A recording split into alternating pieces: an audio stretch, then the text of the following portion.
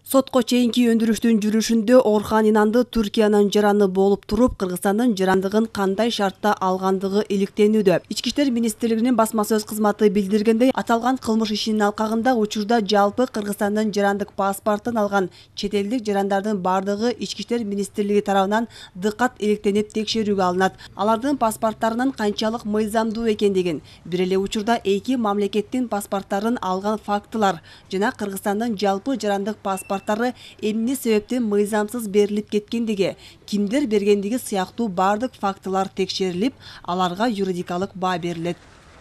Мыйзамсыз берилген паспорттар, паспорт берүүдөгү башаламандыктар, коррупциялык схемалар, мурда соттолгон адамдар, издөөдө жүргөн адамдар, андан сырткары кылмыш чөйрөсүндөгү адамдар кыргыз паспорттарын колдонгондугу боюнча биз учурунда ачыктаганбыз. Ички иштер министрлиги паспорт системасында тартип орнотуу максатын көздөйт. Андан сырткары мыйзамсыз аныкталган паспорттар боюнча маалыматтарды жалпыга маалымдоо каражаттары аркылуу коомчулукка кабарлап турат.